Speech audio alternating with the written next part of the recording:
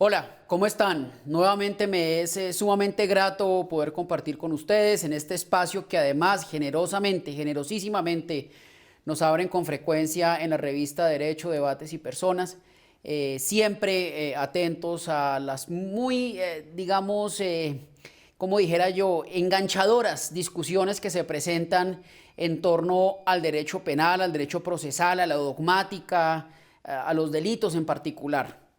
Pues bien, hoy quisiera plantearles una discusión que a mí personalmente me parece que estamos en mora de reconocer tanto académicos, practicantes del derecho, jueces, procuradores, fiscales, el mismo gobierno tiene que mirarse al espejo y reconocer que el sistema acusatorio, el sistema implantado mediante la ley 906, el sistema penal oral acusatorio, ha fracasado.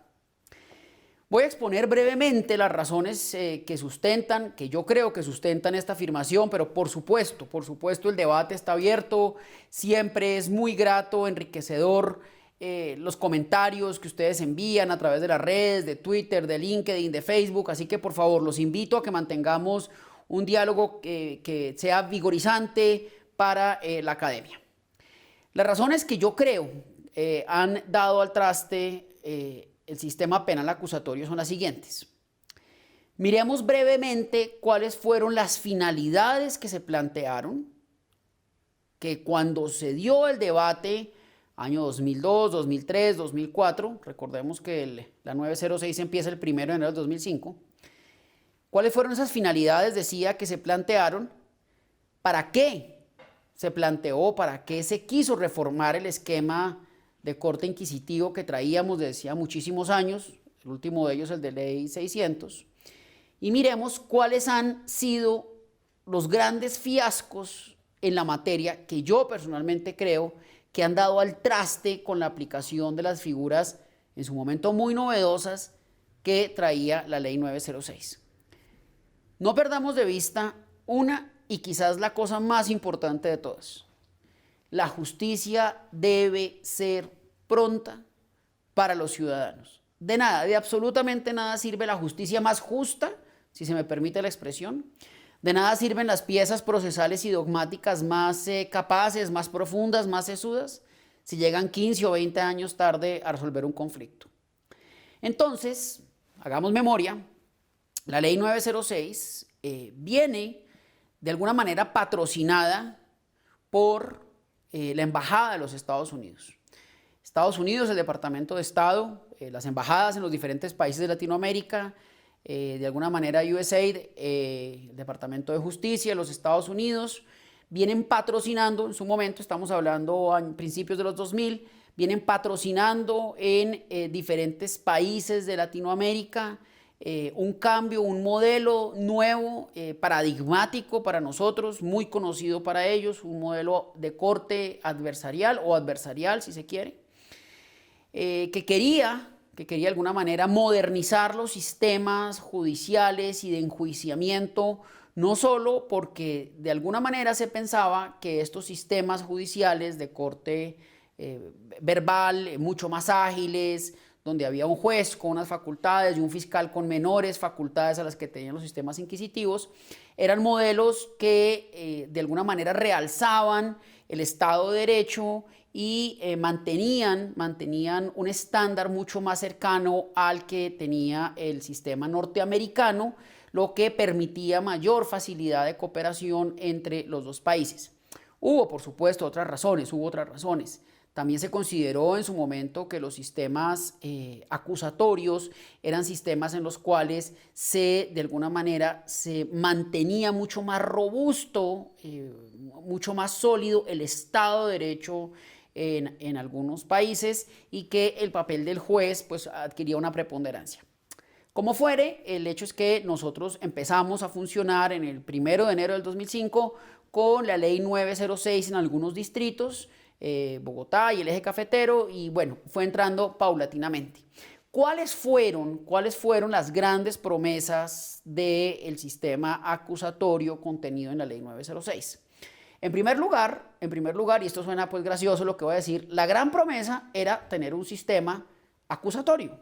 Veníamos de un sistema muy inquisitivo en algunos momentos, supremamente inquisitivo, si recordamos la época de la justicia especializada, los jueces y fiscales sin rostro, a pasar a un sistema inquisitivo, ley 600, a un modelo que se prometía era un modelo de enjuiciamiento adversarial, oral, en teoría mucho más ágil. ¿Qué quiere decir que sea un modelo adversarial?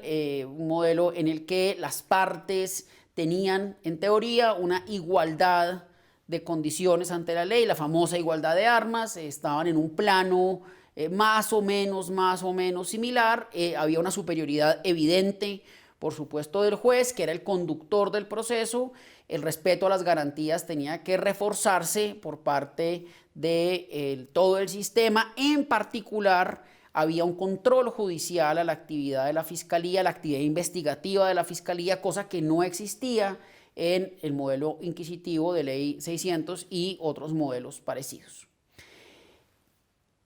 Había un punto tremendamente interesante en su momento, que era el de la justicia negociada.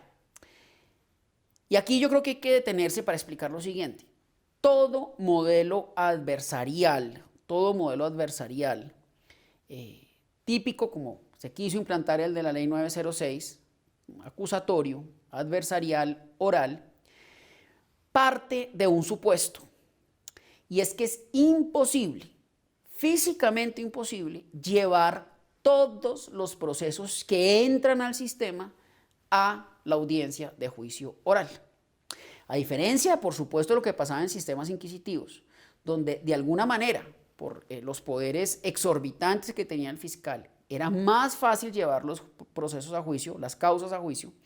En el sistema implantado en la 906, y esto, por supuesto, no era una apropiación colombiana, es que así funcionan los sistemas adversariales orales, es imposible que el 100% de las causas, de las noticias criminales que entran al sistema, se evacúen mediante una sentencia habiendo agotado la totalidad de los estancos procesales, de los hitos procesales.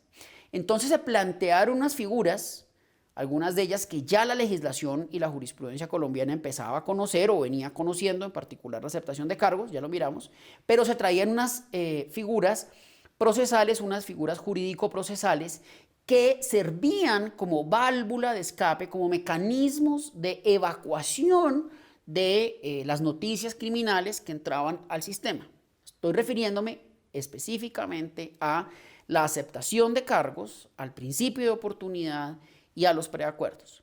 La aceptación de cargos yo la he llamado la aceptación de cargos pura y simple, que es la que sucede cuando el juez de la causa interroga al ciudadano y le pregunta si desea aceptar cargos. El ciudadano hace una manifestación unilateral, se somete a un control muy breve de conciencia, como llamo yo, pues que el sujeto no esté borracho, drogado o no esté siendo de alguna manera obligado, y entonces tendrá una disminución punitiva. Es la aceptación de cargos. Pura y simple. El preacuerdo, que es un contrato que se celebra, un acuerdo que se celebra entre las partes en disputa, esto es fiscalía y defensa, en los cuales de alguna manera se empieza a someter a la voluntad de las partes a modular o los hechos, ojo, a modular los hechos, no los hechos que sucedieron, porque si esos hechos sucedieron no tienen por qué ser objeto de preacuerdo, sino se modulan los hechos de manera que se disminuye la intensidad de la ocurrencia de los hechos, o se le dan, por otro lado, unas consecuencias distintas a unos hechos que sucedieron que estaban previstas en la ley. Insisto, o se modula en la intensidad de los hechos, o se modulan las consecuencias de unos hechos existentes. Y teníamos una figura novedosísima para nosotros los colombianos, el principio de oportunidad, figura mediante la cual hay una serie de causales, ustedes las conocen mejor que yo, el Estado, en cabeza de la Fiscalía, de alguna manera abandonaba, en alguna de las modalidades que se prevén, abandonaba de manera temporal o definitiva la persecución de la acción penal, bajo el entendido que si sucedían unos supuestos fácticos que el Código de Procedimiento planteaba, el Estado había perdido el interés en perseguir a ese ciudadano porque, insisto, habían sucedido ahí unas condiciones que hacían que el Estado ya perdiera cualquier interés, perdiera, pues el desgaste era evidente para el Estado y dijera ya no me interesa perseguir esta acción penal, no me interesa conseguir un resultado mediante sentencia. Entonces, fíjese cómo el procedimiento penal en sus inicios, si ustedes leen los estudios, digamos, mediante los cuales se quiere implantar y se le explica al país político, al país judicial, a los periodistas, se les explica la necesidad de implantar este sistema penal oral acusatorio. Una de las preocupaciones, por supuesto, es, bueno, ¿y este sistema ahora sí va a resolver el conflicto de una mora judicial eterna que tenemos en Colombia? La respuesta es sí. Vamos, decían en su momento los expertos, vamos a traer unas figuras de los sistemas norteamericanos, en este caso, que nos van a permitir evacuar de una manera muchísimo más ágil las causas penales. Y proponían estas tres figuras, la aceptación de cargos, el principio de oportunidad y el preacuerdo, como grandes soluciones a una descongestión. Yo siempre pongo el ejemplo cuando les digo a mis alumnos que les quiero explicar estas tres figuras, digo, es como si quisiéramos ir en una autopista del punto A al punto Z y en la mitad del camino tenemos unas salidas, unas típicas desviaciones de nuestra meta, que es el punto Z, que en todo caso satisfacen de alguna manera nuestras pretensiones, las de la fiscalía, las de la sociedad, las de la víctima, pero que no implican recorrer la totalidad del camino del punto A al punto Z. Insisto, si leíamos las argumentaciones que en su momento se daban, nos decían, por ejemplo, que mediante el principio de oportunidad se iba a evacuar algo así como entre el 25 y el 30% de los procesos. Un porcentaje muy importante también iba a evacuarse o a salir mediante la aceptación de cargos y un porcentaje quizás inferior, pero aún muy significativo, mediante el preacuerdo, los preacuerdos. Bueno, pues esa idea caló, la gente creyó en eso y fue así como se implantó un sistema con una promesa de agilizar la respuesta del sistema procesal, de todo el ecosistema de procedimiento penal, fiscalía, procuraduría, víctimas y jueces, y se les ofreció estas tres figuras como la gran solución. Entonces, ¿qué es lo que ha fracasado? Porque hay que decirlo, no tenemos justicia. No tenemos una justicia pronta, cumplida y eficiente. Casi el 75% de los procesos se evacúan por la famosa e infame figura del archivo de las diligencias.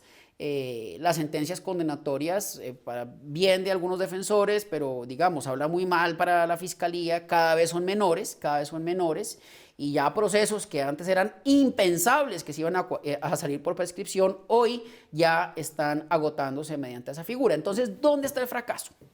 Yo creo que el fracaso está básicamente en la ideología que tenemos los colombianos, en particular el fiscal general de la nación, quien quiera que él o ella sean, eso es indistinto del ser humano que encarne esa dignidad y que yo en algunos escritos he llamado el fetichismo carcelario.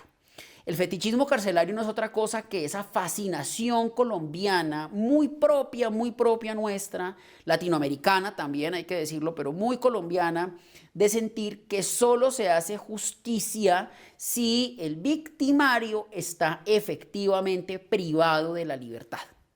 Pero, un momento, ¿cómo así? Entonces las figuras de aceptación, preacuerdo y principio de oportunidad partían de un supuesto, y es que las personas no iban a estar privadas de la libertad, o que si lo iban a estar muy poco tiempo. Recordemos por un momento que la aceptación de cargos nos daba hasta un 50% de descuento en la pena a imponer. Un 50% es una pena significativa la que se ahorraba el individuo si aceptaba cargos. El principio de oportunidad en algunos casos abandonaba completamente la idea de cárcel, y el preacuerdo podía también de alguna manera modularse o negociarse la imposición o no de la privación como pena principal, la privación de la libertad.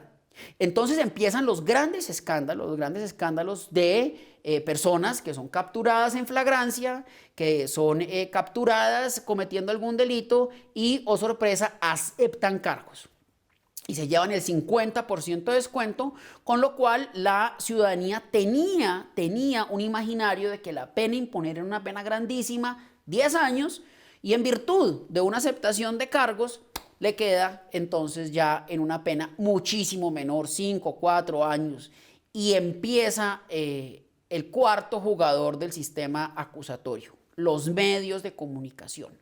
Los medios de comunicación que ahora, en virtud del sistema acusatorio, que era público, que era oral, podían entrar las cámaras, podían entrar los micrófonos a las salas de audiencias, y empieza toda esta furia ciudadana en torno a que cómo era posible que un ciudadano que había cometido un delito terrible, aceptando cargos, decían de una manera casi que despreocupada, desparpajada, se iba caminando para su casa con una pena pequeña o en algunos casos una pena que ni siquiera implicaba una privación efectiva de la libertad. Por supuesto, los gobernantes, que son muy buenos para oír lo que la galería pide, exige, y la sangre que les gusta ver salir en el debate público, entienden rápidamente el mensaje y empiezan a modificar la legislación y a eliminar algunos de esos beneficios. Fue así como se eliminó, por ejemplo, el beneficio de la aceptación de cargos cuando hay flagrancia. Ustedes saben que ya no se da el 50%, sino se da el 12,5%, prácticamente nada. Fue así como se eliminó también la aceptación de cargos en delitos, o el beneficio punitivo de la aceptación de cargos en los delitos sexuales cometidos contra menores de edad. Ya no tiene ningún beneficio aceptar cargos, con lo cual todas las personas, pues por supuesto, irán a juicio. Y fue haciéndose la idea de que era injusto que las personas, por aceptar cargos, tuvieran beneficios significativos. Luego de eso, entonces ahí tenemos el primer problema en la aceptación de cargos. Luego de eso vienen algunas sentencias de la Corte Suprema de Justicia y de la Corte Constitucional en torno a preacuerdos. Tema complejo, voy a intentar explicarlo de la manera más sencilla posible. Repito, los preacuerdos son el acuerdo que se da entre Fiscalía, Defensa, en la cual idealmente se quiere modular la realidad. ¿Qué es modular la realidad? Es reconocer que hay unos hechos que efectivamente sucedieron, pero que en virtud de este acuerdo que se da con la Fiscalía y la Defensa, esos hechos los reinterpretamos de manera que obviamos que han sucedido o han sucedido de una manera un poco más tranquila, pausada y, hay que decirlo, un poco menos agresiva. Es decir, tenemos unos hechos que han sucedido, pero ese acuerdo de voluntades desinflama la ocurrencia de esos hechos y los reinterpreta de manera que le ofrece al juez de conocimiento, que no conoce los hechos, obviamente, le ofrece al juez de conocimiento unos hechos que han sido diluidos en relación con la efectiva comisión del delito. Por ejemplo, tenemos el delito de homicidio, típico caso. Tenemos un delito de homicidio en el cual se cometió en la humanidad de un ciudadano con 2 o 3 o 4 agravantes, no importa, varios agravantes. ¿Qué tenemos en la vida real? Un delito de homicidio con agravantes. En virtud de un preacuerdo, podemos estipular que esos agravantes no existieron y sometemos a conocimiento del juez de la causa un homicidio simple. Fíjese cómo estamos, lo quiero decir de una manera muy didáctica y respetuosa, estamos falseando la realidad. Porque le estamos diciendo al juez que sucedió una cosa cuando en realidad no sucedió. Pero precisamente ese es el encanto del sistema acusatorio. Reconocer que somos capaces, en la autocomposición que se da entre defensa y fiscalía, de modular la ocurrencia de un hecho, desinflamarlo, darle una nueva interpretación, reinterpretar un hecho. Ahora bien, también podríamos, la segunda modalidad del preacuerdo, no reinterpretar el hecho como decir, el hecho es este, el que sucedió, el homicidio, pero las consecuencias punitivas de ese hecho serán otras distintas a las que la ley prevé. Y es cuando las partes pueden tasar la pena, por ejemplo. Fíjese cómo eso también encarna una idea muy particular, y es que la persona no va a pagar cárcel por lo que efectivamente cometió, sino por el buen y adecuado acuerdo al que llegó entre Fiscalía y Defensa. Y eso, por supuesto, ofuscó en su momento muchísimo a los periodistas. Los políticos supieron capitalizar ese mal genio de la ciudadanía canalizado a través de periodistas, y hay una famosa sentencia en la cual un delito de homicidio, a través de un preacuerdo y algunas figuras procesales, queda en una pena casi que de 5 o 6 años, y la Corte por allá dice es que esto es, básicamente somos objeto de burla a la justicia precisamente por este tipo de penas. Y fue la jurisprudencia, la interpretación jurisprudencial, la que se hace día a día en todos los juzgados, en todas las sedes, en todos los tribunales y en últimas en las Cortes, la que acabó con la idea del preacuerdo. Entonces, el principio de oportunidad, que ya era el último que nos queda a nosotros como la salida procesal ideal, también desaparece. Y desaparece con ocasión de muchísimas cosas. Uno podría, por supuesto, profundizar mucho sobre este aspecto. De alguna manera también queda la idea de que el Estado no puede renunciar a la persecución penal y no puede renunciar al deseo que tiene la sociedad de venganza expresado en el sistema acusatorio, en el proceso penal, y eso de alguna manera hace que los funcionarios se refrenen, se abstengan al momento de tramitar principios de oportunidad. Sin embargo, realmente el principio de oportunidad muere, digamos, queda letra muerta con una resolución, en mi opinión, que se emite por parte del fiscal general en el caso de Odebrecht, cuando recoge de todas las seccionales de la fiscalía y dice, ahora es competencia mía, del fiscal general, el conocimiento de los principios de oportunidad. Y abandona la idea de que las seccionales de la fiscalía, es decir, la fiscalía en los territorios, puede reconocer la complejidad del conflicto, un conflicto que muchas veces se enmarca en un ámbito geográfico muy puntual, y que es allí al interior de esas fiscalías seccionales, locales, especializadas, donde se debe tramitar el principio de oportunidad. Hoy todos los principios de oportunidad se deben tramitar ante el fiscal general.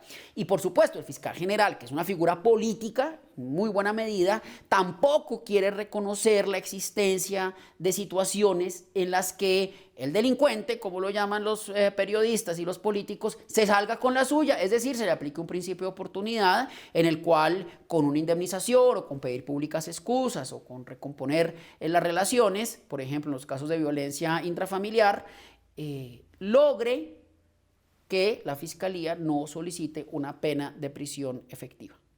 Fíjese brevemente cómo estos tres salidas de la autopista que yo he planteado, aceptación pura y simple, preacuerdo y principio de oportunidad, por la idea de que es la cárcel la única solución, fueron agotándose de manera paulatina, pero muy decidida, y fueron secándose, si se me permite esa expresión, de manera que hoy en día todos los ciudadanos prefieren un juicio como lo conocemos, el juicio que se agota mediante una sentencia absolutoria o condenatoria, antes que buscar una aceptación de cargos que no le da beneficios, un preacuerdo que será tremendamente difícil de tramitar, por no decir imposible, o un principio de oportunidad que tomará probablemente un par de años mientras el despacho del fiscal general lo evacúa, y que generalmente sale con una negativa a dar buenos beneficios. Ahora, ¿por qué un ciudadano, y ya con esto voy terminando, por qué un ciudadano prefiere irse a un juicio penal en vez de buscar de alguna manera una de estas tres figuras? Sencillísimo. Porque en el juicio operan para el ciudadano unas garantías que de otra manera habría de haber renunciado cuando recoja esas figuras. La primera, la presunción de inocencia. El juez está obligado a absolver cuando quiera que la fiscalía no ha probado su teoría del caso. Entonces, al ciudadano le opera la presunción de inocencia en el juicio. En el preacuerdo y en la aceptación de cargos, pues está renunciando a ella. Segundo, no es menor, la prescripción. Recorrer de la A a la Z todo el proceso hace que los términos vayan corriendo. Y el ciudadano lo sabe y los abogados lo sabemos. Tercero, una cifra que a todos les duele reconocer, pero que hay que decirla. la fiscalía pierde la mayoría de los casos. Y no porque no se cometan delitos, sino por el desorden interno, porque los documentos se traspapelan, se pierden. Aquí un paréntesis, los invito a que vean, por ejemplo, la audiencia de Panama Papers, el tremendo trabajo tan malo que hizo la fiscalía presentando pruebas casi que falsas. Entonces, fíjese cómo el ciudadano sabe, reconoce esos hechos, los abogados lo sabemos, y vemos que es mucho más efectivo, costo eficiente, en términos de probabilidades de condena o de absolución, irnos a un juicio. Ahí pues hay unas ideas en torno a por qué creo yo que ha fracasado el sistema penal oral acusatorio implantado en la ley 906. Ustedes por supuesto tendrán otras, me encantará oírlas. Un abrazo y muchísimas gracias. Revista Derecho. Lee, disfruta, comparte.